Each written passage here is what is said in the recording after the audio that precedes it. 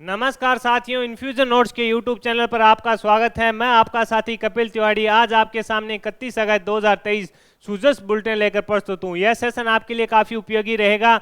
राजस्थान की साथियों जितनी भी प्रतियोगिता परीक्षाएं होती है उनमें राजस्थान सरकार की योजनाएं व राजस्थान से सरकार से संबंधित जो करंट अफेयर्स है वो सूजस बुलेटिन से सबसे ज़्यादा पूछा जाता है। इसी के लिए 1 अगस्त से लगातार जितने भी सूजस बुलेटिन का प्रकाशन हुआ था उनका विस्तृत वीडियो है जो मेरे द्वारा इन्फ्यूजन नोट्स के यूट्यूब चैनल पर डाला गया है, उसकी प्ले लिस्ट भी बना दी गई है, वहां पर जाकर आप देख सकते हैं। तो आज अपने 31 अगस्त 2023 के सूजस बुलेटिन पर चर्चा करेंगे। सबसे पहले मुख्य हेडलाइंस देखेंगे और उसके बाद इस पर विस्तृत चर्चा करेंगे। जहां से इंपॉर्टेंट फैक्ट्स बनेंगे उन पर मैं आपको बताऊंगा कि ये इंपॉर्टेंट चीज क्यों है, जिससे आपका करंट अफेयर भी मजबूत होगा। शुरुआत करते हैं कि इसमें दे रखा है मुख्य हेडलाइंस देखेंगे और इस पर अपने बाद में विस्तृत चर्चा करेंगे। सबसे पहले दे रखा है कि विभिन्न विभागों में आमुखीकरण शुरू हो चुका है, 62 लाख से अधिक कार्मिक और हितधारक हैं जो सुझाव देंगे। इसके अलावा रामदेवरा मेला में अन्य राज्यों से आने वाले यात्रियों को वाहनों में जो है टैक्स की छूट दी गई है। रक्षाबंधन महिलाओं के लिए 31 अगस्त को भी निःशुल्क यात्रा यानी 30 व 31 2 दिन निःशुल्क बस यात्रा सरकार द्वारा दी गई। जिला स्तरीय मुकाबले हैं वो 1 सितंबर से शुरू हो रहे हैं राजीव गांधी ग्रामीण व शहरी ओलंपिक में। इसके अलावा दे रखा है कि राज्य उपभोक्ता विवाद प्रति 100 आयोग की बेंच स्थायी बेंच में परिवर्तित होगी। इसके अलावा यहां से भी प्रश्न बन सकता है, सभी 50 जिलों में जल गुणवत्ता जांच प्रयोगशालाएं स्थापित होगी। इसके अलावा यहां से 100% प्रश्न आपसे पूछेगा एग्जामिनर। राजस्थान उद्योग रत्न पुरस्कार वर्ष 2022-23 के लिए है जो नाम घोषित किए गए हैं। ये साथियों इसकी मुख्य हेडलाइंस थी और इस पर अपने विस्तृत चर्चा करेंगे और कौन सा प्रश्न बन सकता है उस पर भी अपने को मैं आपके साथ जानकारी साझा करूंगा। ये सेशन आपको अच्छा लगे तो इस सेशन को लाइक व शेयर जरूर कीजिएगा। शुरुआत करते हैं। सबसे पहले दे रखा है साथियों विभिन्न विभागों में आमुखीकरण शुरू, 62 लाख से अधिक कार्मिक व हितधारक सुझाव देंगे। यानी जो मिशन 2030 था, मुख्यमंत्री जी का टारगेट है कि राजस्थान 2030 तक देश में अग्रणी राज्य बने, उस पर अब कार्य शुरू हो चुका है। राजस्थान देश का अग्रणी राज्य बनाने के लिए प्रदेश सरकार द्वारा चलाए जा रहे मिशन 2030 के तहत विभिन्न विभागों द्वारा है जो कार्मिक और हितधारकों के सुझाव हैं लिए जा रहे हैं। इस कार्यक्रम में वीडियो कॉन्फ्रेंसिंग के माध्यम से भी लोगों तक ग्राम पंचायत स्तर तक जुड़ा जा रहा है। इसमें बताया गया है राज्य सरकार ने मिशन 2030 के तहत 1 करोड़ से भी अधिक नागरिकों से सुझाव लेने का लक्ष्य रखा है। यानी इसमें राज्य सरकार ने मिशन 2030 के तहत 1 करोड़ से अधिक नागरिकों का सुझाव लेने का लक्ष्य रखा है। इसके लिए आमजन से वेबसाइट के माध्यम से सुझाव आमंत्रित किए जा रहे हैं, यानी जो वीडियो कॉन्फ्रेंसिंग से जुड़ रहा है उससे भी सुझाव लिए जा रहे हैं। इसके अलावा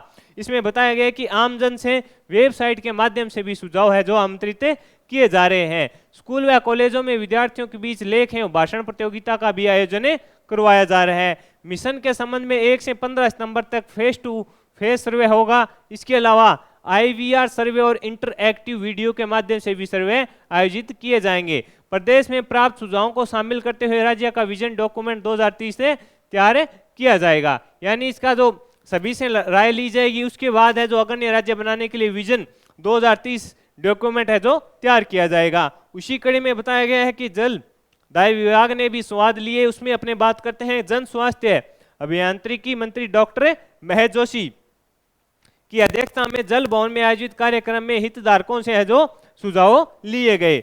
पेयजल क्षेत्र में वर्ष 2030 के विजन को लेकर प्रदेशवासियों की राज्य सरकारों से आकांक्षाओं और उपेक्षा पर चर्चा की गई। यानी जो हितधारक से उससे पूछा गया कि जल दाय विभाग में किस प्रकार का परिवर्तन देखना चाहते हैं जिससे राजस्थान 2030 में बढ़िया तरीके से जलदाय विभाग में बढ़िया लोगों के पास पेयजल की सुविधा रहे। उसमें बताया गया है कि इसमें करीब 6.29 लाख जो स्वच्छता समिति के सदस्य थे, करीब 2700 विभाग के अधिकारियों ने इसमें भाग लिया और वीडियो कॉन्फ्रेंसिंग के माध्यम से भी इसमें लोग जुड़े। ये था जलदाय विभाग। इसी प्रकार शिक्षा विभाग में अपने बात करें तो शिक्षा मंत्री डॉक्टर BD कल्ला की अध्यक्षता में कार्यक्रम का आयोजन हुआ। इस कार्यक्रम में वर्ष 2030 की शिक्षा को लेकर विचार विमर्श किया गया। कार्यक्रम में वीडियो कॉन्फ्रेंसिंग के माध्यम से विभिन्न विभाग के अधिकारी, कर्मचारी, स्काउट गाइड्स, NSA और NCC कैंडिडेट्स भी जुड़े। सचिव श्री नवीन जैन ने बताया कि प्रदेश के सभी उच्च माध्यमिक विद्यालयों में 8 सितंबर को राजस्थान विजन कैसा हो, राजस्थान 2030 में कैसा दिखे, इस संबंध में निबंध प्रतियोगिता का आयोजन भी किया जाएगा। साथियों सबसे इंपॉर्टेंट है, इस जो मिशन 2030 विजन है उसके लिए यहाँ से प्रश्न बनेगा। ये चीजें इंपॉर्टेंट है कि स्कूल में निबंध लेख प्रतियोगिता का है जो आयोजन किया जाएगा। इसमें बताया कि सचिव नवीन जैन ने बताया कि प्रदेश के सभी उच्च माध्यमिक विद्यालयों में 8 सितंबर को राजस्थान विजन कैसा हो, इसके लिए 2030 कैसा दिखे राजस्थान, यानी 2030 में राजस्थान कैसा दिखे, इसके लिए निबंध प्रतियोगिता का आयोजन किया जाएगा 8 सितंबर को। ये इंपॉर्टेंट रहेगा, ये प्रश्न आपसे पूछा जा सकता है। याद रखना कि राजस्थान का विजन कैसा हो, राजस्थान 2030 में कैसा दिखे, इसके लिए निबंध लेख प्रतियोगिता का आयोजन राजस्थान के उच्च माध्यमिक विद्यालयों में कब किया गया, तो आपका आंसर होना चाहिए 8 सितंबर को। ये इंपॉर्टेंट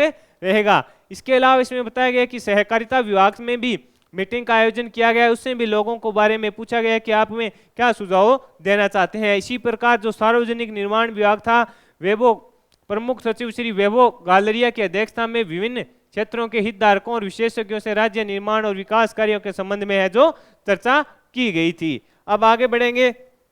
इसका सबसे इंपॉर्टेंट साथियों ये तो था कि जो प्रदेश में आयोजन होगा निबंध लेख प्रतियोगिता का कि राजस्थान 2030 कैसा दिखे, कब होगा, 8 सितंबर को। यहाँ से प्रश्न देखने को मिल सकता है। आगे बढ़ेंगे। रामदेवरा मेला, अन्य राज्यों से आने वाले यात्री वाहनों को टैक्स में है जो छूटें सरकार दे रही है।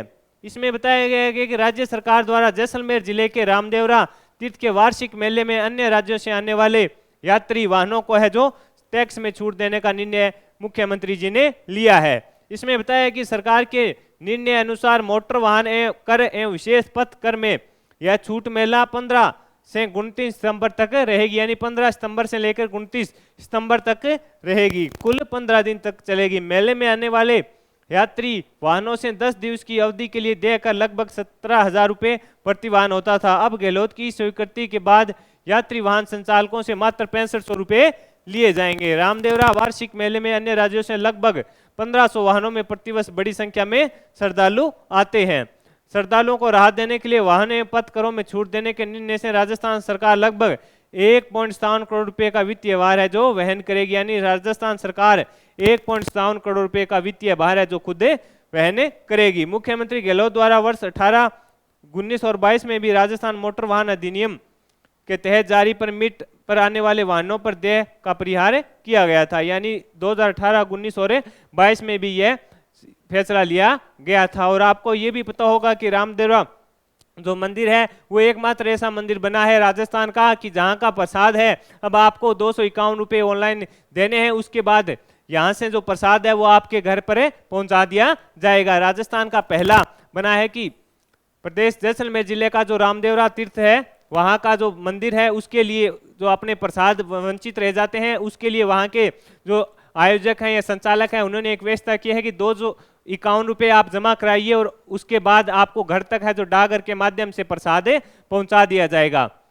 प्रदेश का पहला बना है। इसके अलावा दे रखा है रक्षाबंधन महिलाओं के लिए 31 अगस्त तक निःशुल्क यात्रा थी, यानी 2 दिन का पर्व था। 30 व 31 अगस्त दोनों दिन है जो महिलाओं को रोडवेज बस में निःशुल्क यात्रा की सुविधा सरकार ने दी। इसके अलावा दे रखा है कि 500 रुपये का पहला सिलेंडर प्राप्त करने वाली महिलाओं को मुख्यमंत्री ने राखी बांधी, यानी मुख्यमंत्री जी ने राखी बंधवाई है।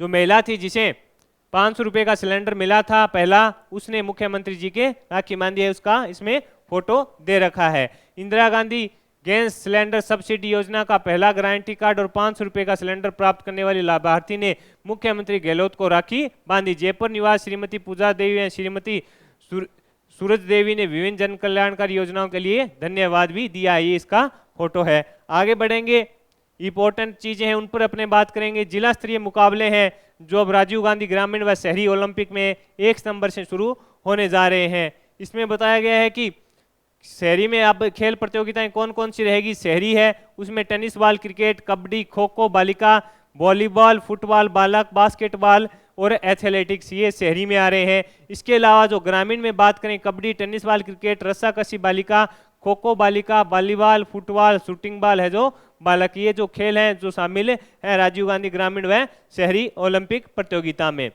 इसमें बताया गया कि 58 लाख लोगों से अधिक के लोगों ने इसमें पंजीयन करवाया था और 5 अगस्त से सवाई मान सिंह स्टेडियम जयपुर से मुख्यमंत्री अशोक गहलोत ने इसका साथियों शुभारंभ किया था। इसमें ये बताया गया कि गंगानगर में 2000 खिलाड़ी भाग लेंगे, कोटा में 353 टीमें खेलेगी, इस प्रकार का इसमें बताया गया है। इसके अलावा जो रहेगा इसमें दे रखा है मौसमी बीमारी की रोकथाम के लिए जिलों में टीमें जाएगी। चिकित्सा एवं स्वास्थ्य विभाग के अतिरिक्त मुख्य सचिव श्रीमती सुब्रा सिंह ने गुरुवार को प्रदेश में मौसमी बीमारी मलेरिया डेंगू की स्थिति और समीक्षा की और नियंत्रण रोकथाम के लिए आवश्यक दिशा निर्देश भी दिए।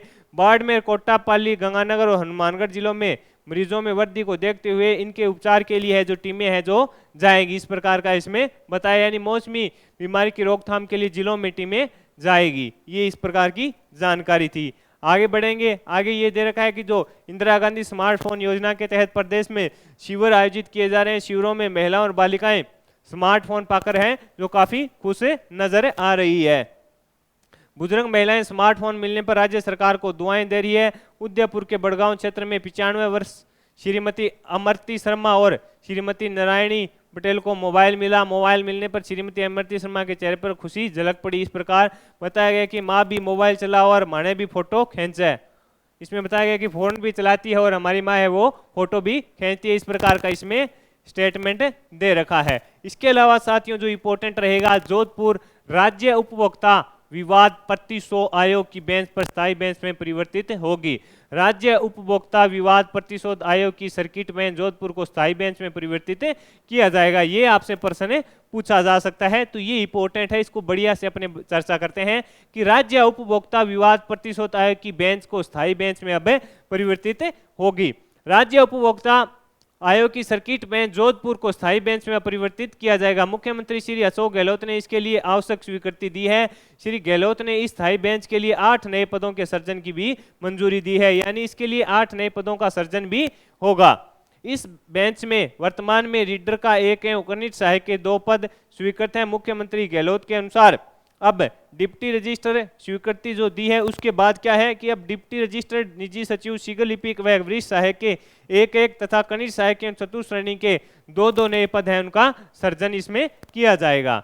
इसके अलावा ये दे रखा है साथियों की सभी 50 जिलों में जल गुणवत्ता जांच प्रयोगशालाएं स्थापित होगी। ये इंपॉर्टेंट रहेगा, यहां से प्रश्न बन सकता है। इसमें दे रखा है कि जन स्वास्थ्य अभियांत्रिकी मंत्री डॉक्टर महेश जोशी ने पूरे प्रदेश में जल गुणवत्ता जांच प्रयोगशाला स्थापित करने की घोषणा की है। जोशी ने कहा कि पहले कितने थी, 33 जिलों में थी, अब वो जो बाकी 17 बने हैं उनमें भी है जो प्रयोगशाला को स्थापित किया जाएगा। यानी सभी जिलों में है जो जल गुणवत्ता जांच प्रयोगशाला अब राजस्थान में होगी। 33 में पहले थी, जो 17 नए जिले बने हैं उनमें भी अब स्थापित की जाएगी। अब इसमें ये बताया गया कि जोशी ने 2030 के तहत आयोजित संवाद कार्यक्रम में कहा कि प्रदेश में गैर राजस्व जल यानी छिज्जत अभी लगभग 30% तक आए से 20% से कम करना तथा अपशिष्ट जल को रिसाइक्लिंग कर 20% जल का सदुपयोग करने की दिशा में प्रयास किए जा रहे हैं। वर्ष 2030 तक शहरी क्षेत्र के सभी घरों में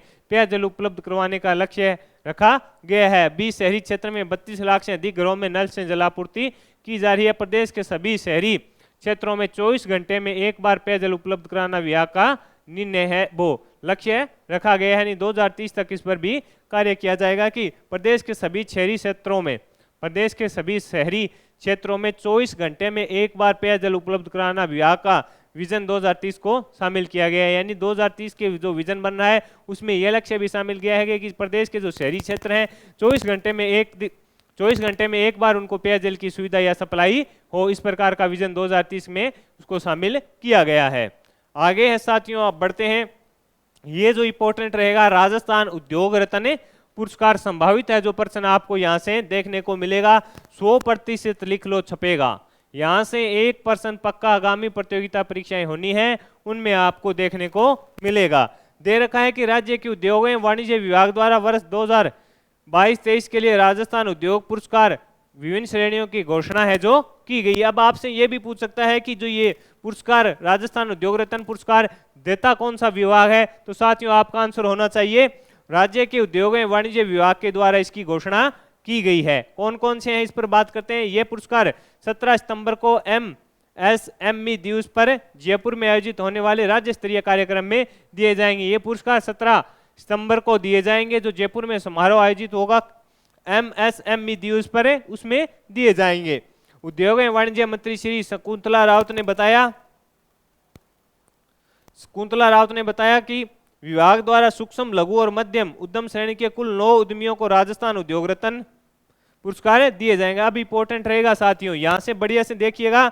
इसमें बताया कि सूक्ष्म लघु और मध्यम उद्यम श्रेणी में कुल 9 उद्यमियों को राजस्थान उद्योग रत्न पुरस्कार दिया जाएगा। प्रदेश के बुनकर एवं हस्तशिल्पियों को प्रोत्साहित देने के लिए भी पुरस्कार दिए जाएंगे। अब अपने बात करेंगे जो राजस्थान बुनकर रत्न पुरस्कार है, श्री जेबू निशा कोटाकी और श्री मोहम्मद यासीन बारा को संयुक्त रूप से दिया जाएगा। ये इंपॉर्टेंट रहेगा साथियों कि राजस्थान बुनकर रत्न पुरस्कार किसे दिया गया, तो संयुक्त रूप से दिया गया था श्री जेबू निशा कोटाकी और श्री मोहम्मद यासीन बारा को संयुक्त रूप से दिया गया। इसके अलावा राजस्थान हस्तशिल्प रत्न पुरस्कार श्री इंदर सिंह कुदरत जयपुर को दिया जाएगा। यानी हस्तशिल्प रत्न पुरस्कार है किसे दिया जाएगा, श्री इंदर सिंह कुदरत जयपुर को दिया जाएगा। यानी ये जयपुर के हैं साथियों, ये इंपॉर्टेंट है। यहां से ये जो 3 नाम है यहां से आपको प्रश्न देखने को मिल सकता है। राजस्थान बुनकर रत्न पुरस्कार किसे दिया जाएगा, जेबू निशा कोटा और श्री मोहम्मद यासीन बारा को संयुक्त रूप से दिया जाएगा। इसके अलावा राजस्थान हस्तशिल्प रत्न पुरस्कार श्री इंदर सिंह कुदरत जो जयपुर के हैं उनको दिया जाएगा। इसके अलावा राजस्थान उद्योग रत्न पुरस्कार है, उस पर जो अपने बात करें इसमें क्या दे रखा है कि टर्नओवर में उत्कृष्ट वर्दी सूक्ष्म उद्यम श्रेणी में लोटस हाईटेक इंडस्ट्री उदयपुर को दिया जाएगा। लघु उद्यम श्रेणी में सारनाड मेटल पाउडर्स एलएलपी जयपुर को, मध्यम उद्यम श्रेणी में सुविध रेयन्स प्रणाली लिमिटेड भीलवाड़ा को तथा एन्यूक्लिन health care plant limited Jaipur को संयुक्त रूप से दिया जाएगा। वहीं उत्कृष्ट व्यवसायिक व्यवहार में सूक्ष्म उद्योग श्रेणी में value care system limited Bhilwara, लघु उद्यम श्रेणी में कल्टीवेटर नेचुरल प्रोडक्ट्स प्रणाली जोधपुर को, मध्यम उद्यम श्रेणी में अंता मेडिकेयर लिमिटेड श्री गंगानगर को दिया जाएगा। उत्कृष्ट महिला उद्यमी में लघु उद्यम श्रेणी में शेखावाटी इंपैक्ट जयपुर एवं मध्य उद्यम श्रेणी में plastic view industries LLP Udaipur को पुरस्कार दिए जाएंगे। ये इंपॉर्टेंट थे साथियों, लेकिन संभावित प्रश्न यहां से बनेगा राजस्थान बुनकर रत्न पुरस्कार किसे दिया गया और राजस्थान हस्तशिल्प रत्न पुरस्कार है, जो ये इंपॉर्टेंट रहेंगे। संभावित एक प्रश्न आपको देखने को मिल सकता है। आपको पता होना चाहिए कौन सा विभाग देता है, उद्योग एवं वाणिज्य विभाग के द्वारा दिया जाएगा। कब, 17 सितंबर को एमएमएससी दिवस के ऊपर जयपुर में राज्य स्तरीय समारोह में ये पुरस्कार दिए जाएंगे। तो साथियों ये था सूजस बुलेटिन 31 अगस्त 2023 का। जिससे जुड़े हुए जो महत्वपूर्ण तथ्य थे वो मैंने आपके साथ शेयर किए। जो हेडलाइंस थी जिनसे प्रश्न बन सकता था उस पर विशेष चर्चा की, और कोई चीज इंपॉर्टेंट क्यों थी उस पर भी अपने चर्चा की थी कि ये चीजें इस कारण इंपॉर्टेंट है। मेरे द्वारा आपको समझाने का जो प्रयास किया गया वो अगर आपको साथियों सार्थक लगा है तो इस सेशन को लाइक व शेयर जरूर कीजिएगा। इन्फ्यूजन नोट्स की यूट्यूब चैनल को लाइक व सब्सक्राइब कीजिएगा। धन्यवाद।